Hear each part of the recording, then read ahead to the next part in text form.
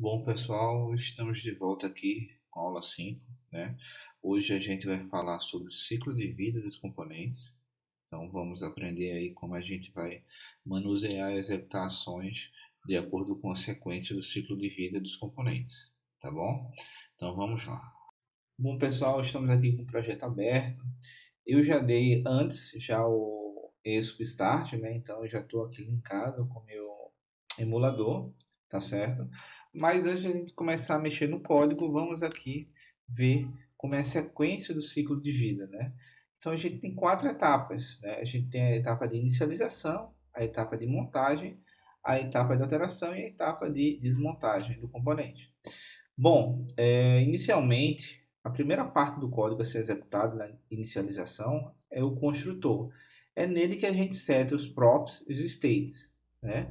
Então, a primeira parte do nosso código lá é o construtor. Então, aqui eu já estou setado com a minha props e também algumas variáveis aqui que eu quero guardar o estado dela, né, no meu state.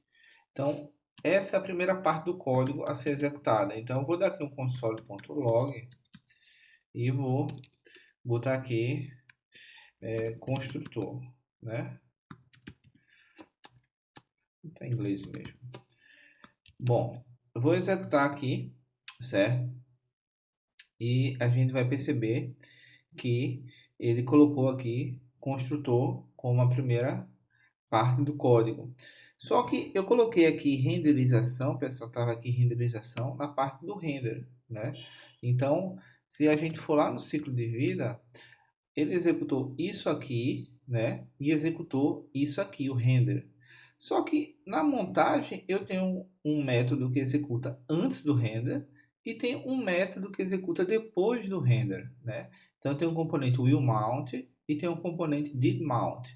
Então, nesse caso aí, como eu executei primeiro o construtor e ele colocou aqui no log construtor e na renderização ele colocou renderização, então agora a gente vai utilizar o método componente willMount que vem antes da renderização, né? Então qualquer código que você queira executar antes da renderização vai vir dentro dele, né?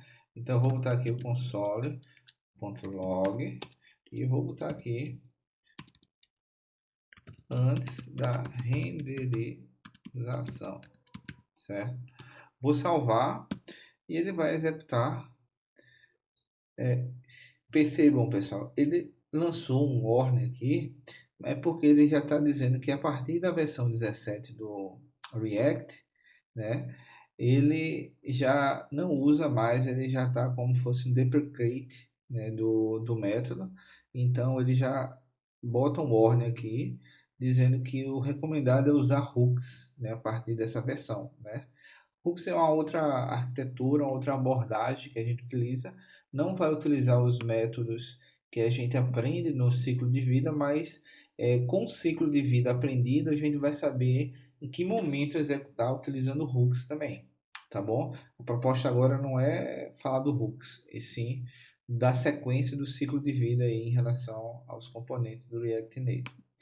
Bom, vou fechar aqui, né? Mas aí ele fez o construtor, fez antes da renderização, que é justamente o componente willMount, né? E fez a renderização, que é a renderização de mostrar o componente aqui no emulador, tá bom? Se a gente voltar aqui para a telinha, a gente fez isso e fez isso, né? Só que se eu quiser executar alguma coisa depois da renderização, aí eu utilizo o componente didMount, né? E aí eu vou chegar aqui e vou botar componente didMount. E vou botar aqui um console.log, né? E vou botar aqui depois da renderização. Bom, percebam, pessoal, eu tenho aqui uma sequência de código, né? Não é porque eu tenho essa sequência de código aqui que esses métodos vão executar um abaixo do outro, não. Eles têm uma sequência baseada no ciclo de vida. Então, o componente willMount ele é executado antes da renderização e o componente didMount ele é executado depois da renderização. Então, eu vou ter essa sequência aqui, ó. Vou ter essa aqui, a primeira, a segunda, a quarta aqui, né? E aqui a terceira. Eu vou salvar aqui, ele vai executar novamente para mim, vai dar essa mensagem novamente e vamos lá. Ele botou aqui, ó, construtor, antes da renderização, renderização e depois da renderização. Então ele está executando na sequência correta todos esses métodos aqui, tá certo? Então, praticamente esses métodos que a gente está vendo nesse momento são os que mais a gente utiliza, né, durante o uso da nossa aplicação, né? Lembrando, esse componente WillMount ele vai ficar depreciado, né? Não vai mais utilizar após o React 17 e a gente vai utilizar ele de duas formas. Ou a gente joga ele dentro do componente de mount, né?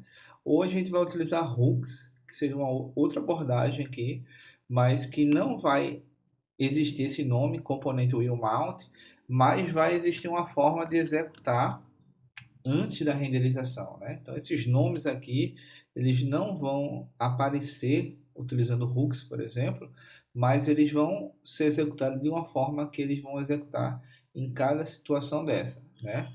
Bom, a gente parte para a atualização, né? Então vamos pegar um exemplo aqui dos estados. Então, quando eu altero algum estado, pessoal, isso vai refletir o início desse método, né? Então ele vai receber essa alteração aqui, né? Para poder fazer qualquer evento, qualquer código sendo executado, né, nesse método, a partir do momento que um estado ele é alterado. Então vamos simular aqui a alteração de estado, né? Eu tenho aqui um estado com o nome e profissão, né, da minha classe. E aí eu vou criar um método aqui que vai atualizar o meu estado, certo? Esse atualizar o meu estado, eu vou dar aqui um this.setState, certo? E aqui eu vou atualizar meu nome. Vou botar aqui Júnior, por exemplo. Então, quando eu executar esse método, eu vou alterar o meu estado nome, que era Nilson, e ele vai se tornar Júnior, né? Então, nos locais onde eu tiver chamando esse estado nome, como está aqui, Nilson, vai ser alterado automaticamente.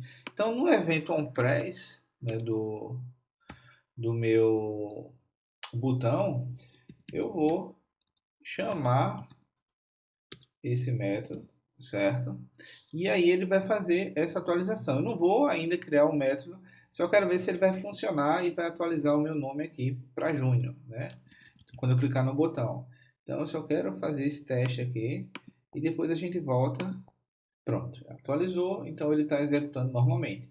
A partir do momento que eu altero um estado, eu já consigo executar o showed component update, né? Então aqui eu vou dar um console, né? .log e vou mostrar para vocês que ele vai executar a partir do momento que eu clicar no botão, né? Então vou botar aqui update state, certo? E aí ele vai fazer tudo de novo, né? Vamos lá. Ele iniciou de novo a aplicação. Ele iniciou de novo a aplicação, né? Vamos descer aqui e vamos ver. Bom, ele iniciou aqui construtor, né? Como era antes da renderização e depois da renderização, né? Só que agora, quando eu clicar no botão cadastro, ele vai executar esse método, né?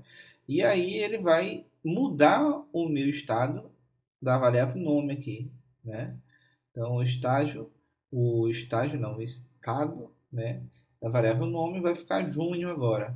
A partir desse momento, quando ele altera esse estado, aí ele consegue já executar esse método aqui, né? Até agora, esse update state, não apareceu, né? Mas a partir do momento que eu clicar aqui no botão, ele vai aparecer, ó, Update State, né?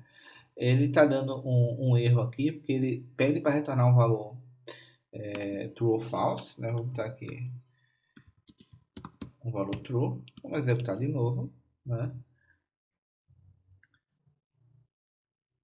Vamos executar de novo, e aí eu tenho aqui novamente, né? Construtor antes da renderização, renderização e depois da renderização. Então agora eu vou clicar de novo, mudei para junho, que ele executou aqui, mudou, e automaticamente ele executou isso aí. Sem descer mais um pouquinho aqui, a gente vai ver que ele fez aqui update state, né, e renderização. Então, o que foi que ele fez?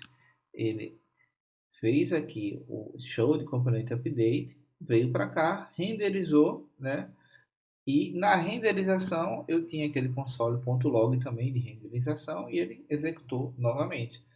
Então, pessoal, a gente consegue mudar tudo através do ciclo de vida. Então, entender o ciclo de vida é primordial, certo? Para a gente poder saber em que momento executar determinado trecho de código, né? A principal parte aqui está na inicialização, montagem, né? O update também pode ser executado, mas é com menos frequência. Geralmente a gente não utiliza os métodos, mas a gente utiliza as alterações dos estados, né? Mas os métodos geralmente a gente acaba não utilizando muito, né? Não que não possa ser utilizado. E a desmontagem é quando a gente quer apagar um componente e esse método componente will unmount, ele executa, né? Também eu particularmente não utilizo muito ele, mas pode ser utilizado também. Entender esse ciclo de vida vai facilitar a gente a desenvolver da melhor forma possível em determinado momento que a gente precisar, né? Executar algum código específico, tá certo? Eu vou deixar esse vídeo postado, né, no Classroom e vou deixar esse material também de ciclo de vida para vocês lerem e se aprofundar mais e fazer os testes aí na aplicação de vocês, tá bom? Então vou ficando por aqui e até a próxima, pessoal.